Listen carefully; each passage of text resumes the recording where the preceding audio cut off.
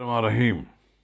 अस्सलाम वालेकुम नाजरीन कराम, जैसा कि आपको इल्म हो गया है कि डिप्टी स्पीकर मोहम्मद कासिम सूरी ने वज़ीर आज़म इमरान खान के खिलाफ तहरीक अदम एतमाद को मुस्तरद कर दिया है और वज़ीर आज़म इमरान खान ने आओ देखा ना ताओ कौमी असम्बली तहलील करने की एडवाइस जारी कर दी।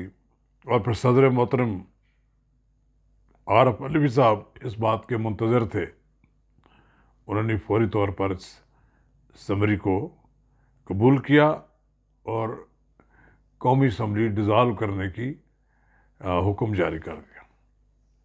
नाज़रीन कराम, हम इस मौजू पर आपके साथ आज तफसील से बात करेंगे, लेकिन इससे कबल कि मैं अब आगे बढ़ूँ, अगर आपने मेरा यूट्यूब चैनल अब तक सब्सक्राइब नहीं किया तो बराए करम इसे फौरी तौर पर सब्सक्राइब करें, लाइक करें और अब आपके साथ शेयर करें। अगर आप इसको आइकॉन का बटन दबाना न भूलिएगा कि जब हम वीडियो लोड करें तो सबसे पहले आप तक इतला पहुंचे। तो नाज़रीन कराम, कौमी असम्बली में अपोजिशन ने 8 मार्च को 2022 को तहरीक अदम एतमाद जमा कराई। ये वही वज़ीर आज़म हैं जो कहते थे कि मैं तो दुआएं मांगता था, आप तहरीक अदम एतमाद ले आए। फिर कहते थे कि ये मुझे तोहफा मिला है।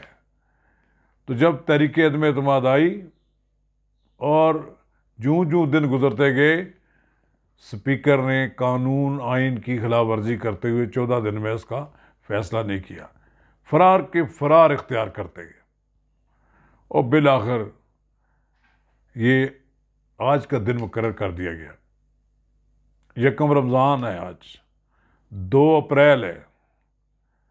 तो वज़ीर आज़म इमरान खान कल तक पता नहीं क्या कुछ कहते रहे, मैं सरप्राइज़ दूंगा, मैं ये कर दूंगा, वो कर दूंगा। सुबह जब कौमी असम्बली का इजलास शुरू हुआ तो इससे कबल के तहरीक अदम एतमाद पर वोटिंग कराई जाती, फवाद चौधरी साहब से कलवाया गया कि जी स्पीकर रूलिंग दें, ये सब ये गैर आइनी है, ये गैर मुल्की साजिश है। इमरान खान साहब को साजिश नज़र आ गई गैर मुल्की, जब उनके खिलाफ पाकिस्तान की पार्लियामेंट की अक्सरियत ने फैसला दे दिया तो फिर इस गैर आइनी इक़दाम के जो किया डिप्टी स्पीकर ने, उसकी फिर आगे आड़ ली हुई थी। वज़ीर आज़म ने कहा मैं असम्बली तहलील करता हूँ। फिर सदर ममलकत, जिनके खिलाफ अब आइन की आर्टिकल 6 के तहत भी कार्रवाई हो सकती है, ने इस असम्बली को डिज़ाल्व कर दिया। अजब तमाशा है कि पाकिस्तान की पार्लिमानी तारीख में कभी ऐसा नहीं हुआ कि तहरीक अदम एतमाद आई और फिर उससे राय फरार अख्तियार किया गया। भाई देखें, आप माने आप पार्लियामेंट की अक्सरियत की हमायत से महरूम हो गए, फिर कहाँ आई, किसने साजिश? जो बाइडन ने आपके खिलाफ साजिश की। मैं पहले भी ये बात कह चुका हूँ कि 20 सितंबर 2020 को जब पीडीएम बना तो उस वक़्त जो 26 निकात थे उसमें से एक नुकता ये भी था कि तहरीक अदम एतमाद लाई जाएगी हुकूमत के खिलाफ। इसको देर हो गई, लेकिन जो ये मैच्योर हुई तो उस वक्त भी आप मुतमईन थे कि आपके खिलाफ ये इकट्ठे नहीं हो सकेंगे। फिर रातों रात ये सब इकट्ठे हो गए। कुछ मेहनत की आसफ अली जरदारी ने, कुछ मियाँ नवाज शरीफ ने टिकट देने के वादे किए, और कुछ लोग खुद नाराज़ हैं। वो नाराज़ अरकान इकट्ठे हो गए। सिंध हाउस में 20-22 अरकान पीटीआई के बैठे रहे ताकि उन्हें कोई उठा कर ना ले जाए। अब सुप्रीम कोर्ट ने इसका नोटिस ले लिया है, आज खुद नोटिस ले लिया, और इतवार के दिन, चूँकि ये आज रखा गया दिन के अगर कोई इस तरह का कोई इकदाम करें, खुद ही इन्होंने कुछ शायद फैसला किया था ताकि शायद सुप्रीम कोर्ट नोटिस ना ले सके। सुप्रीम कोर्ट के चीफ जस्टिस ने तमाम सुप्रीम कोर्ट के जजों को बुलाया, उनसे मुशावरत की और उसके बाद आज खुद उसका नोटिस ले लिया। हमें इसका इंतज़ार करना है कि क्या फ़ैसला वहाँ से आता है। और बहुत ज़्यादा इम्कान इस बात का ही है कि ये जो सेट असाइड हो जाएगा, ये कालदम हो जाएगा जो स्पीकर की जो रूलिंग थी, और फिर असम्बली बहाल होगी, उस पर वोटिंग होगी, वज़ीर आज़म को घर जाना होगा और फिर नए वज़ीर आज़म का इंतखाब होगा। अब एक और बात भी है कि ये कहा गया कि फ़ौज की तरफ से भी एक बयान आ गया। तो क्या कहा गया, फ़ौज की तरफ से DGISPR ने कहा कि आज जितने भी इकदाम हुए हैं, आज जो कुछ भी हुआ है, फ़ौज के दायरे से इसका कोई ताल्लुक नहीं है। Absolutely not. फ़ौज की रजामंदी शामिल होने के सवाल के जवाब में ये बात फ़ौज के तर्जुमान ने की है।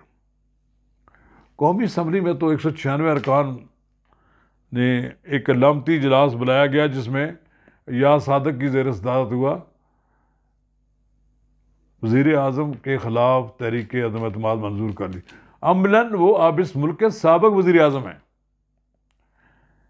वो इस मुल्क का इक़्तिदार छोड़ने के लिए तैयार नहीं है। वो विकेट से बोल्ड हो गए हैं, लेकिन वो अपने आप को उन्होंने पिच पर लेट गए हैं कि मैं तो नहीं चाहता। ये कैसा खिलाड़ी है जिसने 92 का कहते हैं हमने वर्ल्ड कप जीता था। आपको जब शिकस्त हुई है तो आपको मर्दाना वार तरीके से एक्सेप्ट करना चाहिए।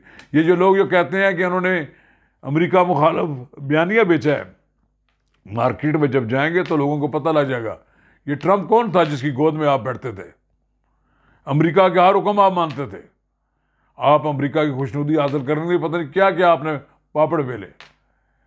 ये यूरोपीय यूनियन का आप बात करते हैं, यूरोपीय यूनियन को आपने खुश करने के लिए फ्रांस के सफीर को यहाँ से नहीं निकाला, फिर आप पता नहीं आपने क्या कुछ किया।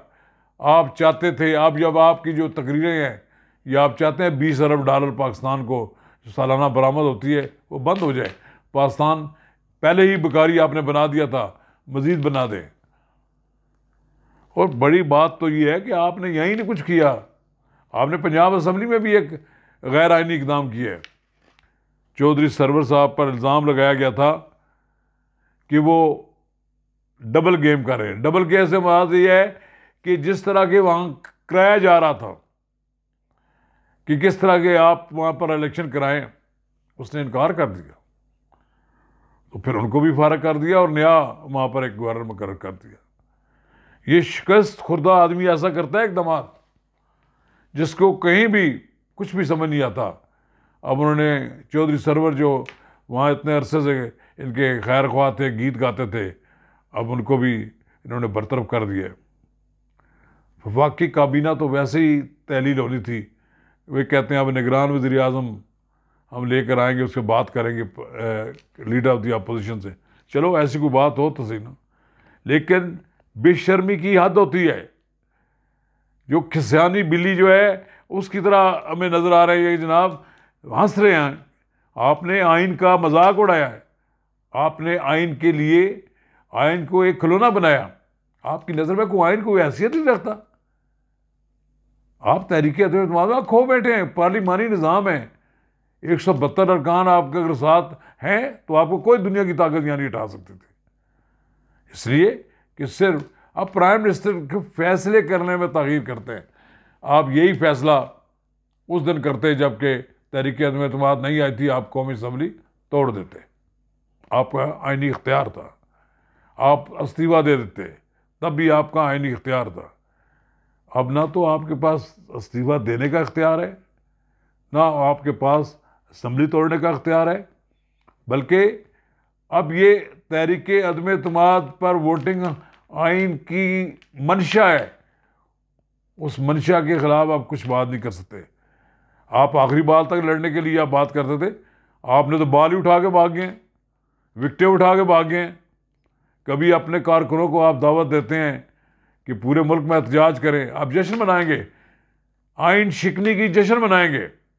सुप्रीम कोर्ट पाकिस्तान में मौजूद है, सुप्रीम कोर्ट के दायरे की आप नफी नहीं कर सकते।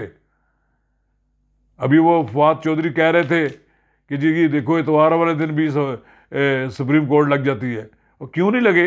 इतवार को अगर आप वोटिंग करा कौमी असम्बली का इजलास बुला सकते हैं तो मुल्क को इसी आईनी बुरहान में नहीं छोड़ा जा सकता।